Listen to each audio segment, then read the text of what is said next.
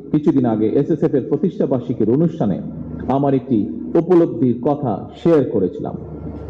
যেহেতু আপনারাও রাষ্ট্র এবং সরকার প্রধানের নিরাপত্তায় নিয়োজিত, সেহেতু আপনাদের জন্য কথাটি প্রযোজ্য বলে আমি মনে করি এবং আজকেও আমি একই কথাটি আপনাদের সাথেও শেয়ার করতে চাইছি। সেটি হলো, এটি গণতান্ত্রিক সরকারের প্রধান হিসাবে রাজধানী ঢাকা এবং ঢাকার বাইরে দেশের প্রত্যন্ত অঞ্চলে প্রায়শই জনসভা এবং বিভিন্ন রাষ্ট্রীয় কর্মসূচিতে আমাকে অংশগ্রহণ করতে হয়। ফলে সেই সকল অনুষ্ঠানে আপনাদেরকেও দায়িত্ব পালন করতে হয়। তবে এই ধরনের অনুষ্ঠানে ব্যাপক জনসমাগমের মধ্যে নিরাপত্তা নিশ্চিত করা অবশ্যই কিছুটা জটিলতাপূর্ণ। এসব কর্মসূচি পালনের সময় একদিকে সরকার প্রধানের নিরাপত্তা ব্যবস্থা বজায় রাখা, অপরদিকে নাগরিক জীবনের স্বাচ্ছন্দ্য নিশ্চিত রাখা, এই দুইটির মধ্যে ভারসাম্য রক্ষা করেই আপনাদেরকে নিরাপত্তা কৌশল প্রণয়ন করতে হয়।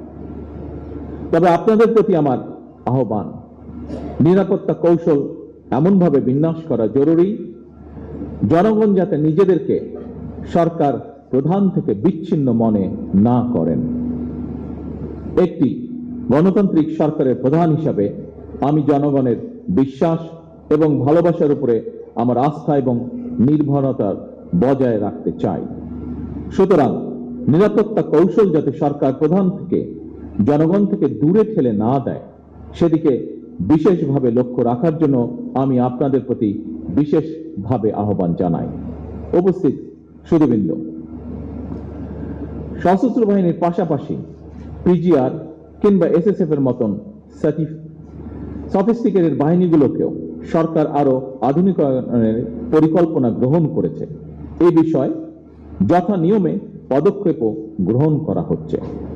আমি বিশ্বাস করি, সশস্ত্র বাহিনী যদি দেশপ্রেমে উদ্বুদ্ধ হয়ে কঠোর নিয়মবর্তিতা অনুসরণ এবং পেশাদারিত্ব বজায় রাখেন, তাহলে দেশের সার্বভৌমত্ব আর কখনোই হুমকির সম্মুখীন হবে না বলে আমি বিশ্বাস করি, ইনশাআল্লাহ।